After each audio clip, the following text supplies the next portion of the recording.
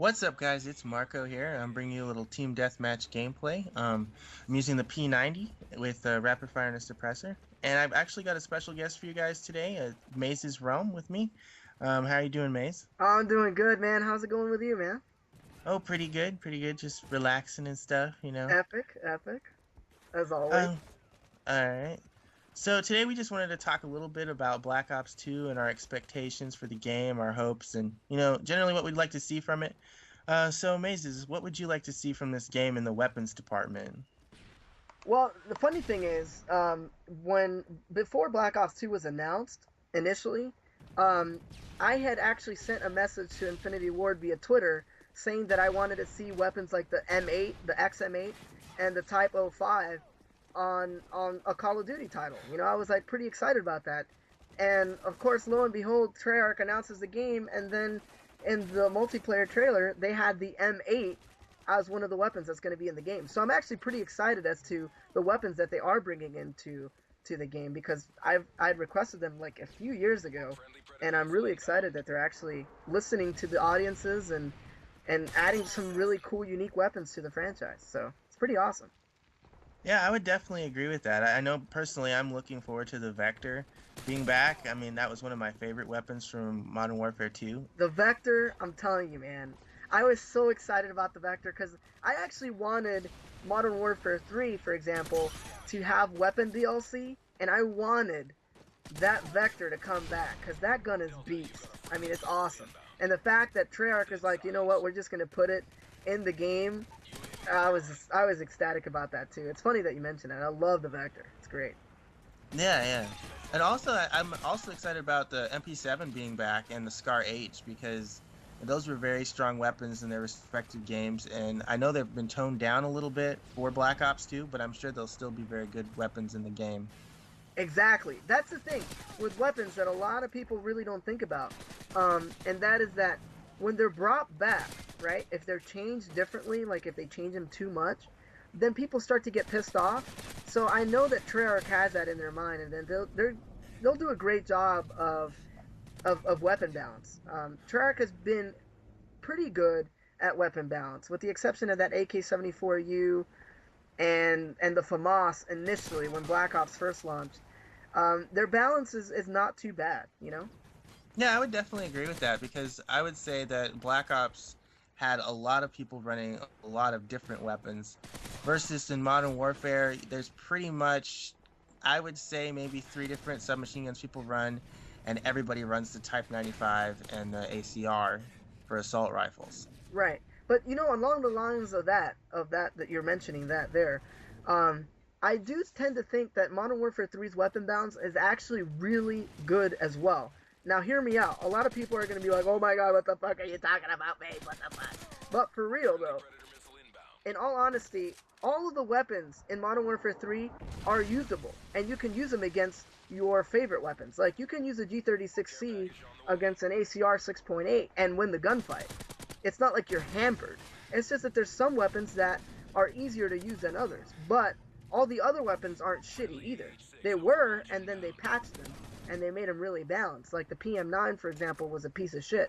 And then they updated it, and you can freaking use the PM9 like you can use the P90 or the PP90M1.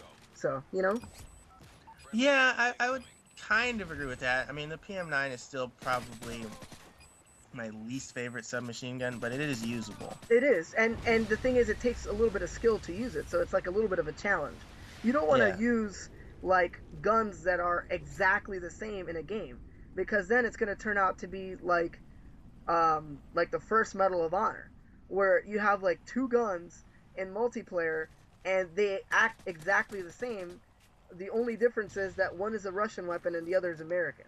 Then you're going to have a really boring multiplayer. But if you have a diverse bit of weapons that aren't like really shitty or really good, like Treyarch is really good at doing, then you're going to have a really good balanced game that's just going to be a whole lot of fun to play. Well, I definitely agree with that, and I think the Pick 10 system is really going to enhance the game. And I'm really also excited about no death streaks because I think that is the single thing that has really ruined Modern Warfare 3 for me anyway. I just hate being killed by Dead Man's Hand or Final Stand Oh my or god, Juiced. I mean, it's rage inducing. That's the dude. only way I can use to describe it. Dude, I think I have had multiple neighbors move out of my neighborhood because of death streaks on Modern Warfare 3. I swear to God. Like before, in Modern Warfare 2, I used to think that death streaks were okay. And here's why. Because there was no other way of really helping players in Modern Warfare 2 because of some of the really overpowered shit that they had in Modern Warfare 2, like the noob tubes. And the only thing that could really counter the noob tubes when you died 4 times in a row by someone using one-man army and noob tubes was Painkiller. And Painkiller, would prevent you from dying from those explosions. And that's why, death streaks were decent to have in Modern Warfare 2. Then again, some of the death streaks in Modern Warfare 2 were fucking annoying too, but it wasn't as big of an issue as it is in Modern Warfare 3 because everything is really well balanced in Modern Warfare 3, but then you've got these fucking death streaks that actually prevent bad players from becoming better, because it's preventing them from using balanced weapons and instead is letting them use whatever the fuck they want to use and run around looking like an idiot, and then it doesn't matter because they're going to get a death streak anyway and kill the people that are actually trying to do well and have a good skill level and are trying to play the game to become better themselves. So yeah, I agree with you. Death streaks are an annoyance that I've had in Modern Warfare 3 pretty much since the beginning, but I'm glad that they're getting rid of that for Black Ops 2. So it's awesome. Yeah, I definitely agree with that. So other than those two things, what else are you looking forward to from Black Ops 2? Well, to be honest, the Pick 10 system is going to be something that will bring the multiplayer for Call of Duty back to life. It will bring it to life like nothing else has before. And the reason for that is that the customization that they're bringing back to Black Ops 2 is similar to the innovations that Call of Duty 4 had back in the day. And the reason for that is that one thing a lot of people don't think about is that the burst attachment for assault rifles will bring a level of customization that you have never seen. You will never see an assault rifle just like someone else on multiplayer just because of all the attachments that you can have that influence your gun. Like any burst fire weapon in Black Ops 2 can be fully automatic.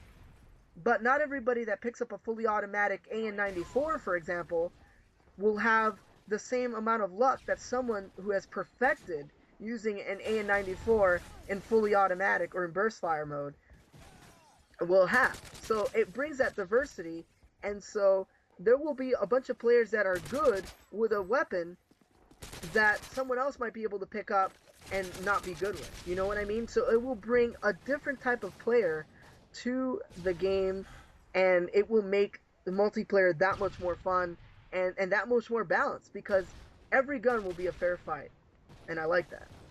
Yeah, that will definitely take out the overpoweredness of 3-shot weapons that because in Modern Warfare 2 it was the FAMAS and the M16. Right. This time around it's the Type 95 and the M16.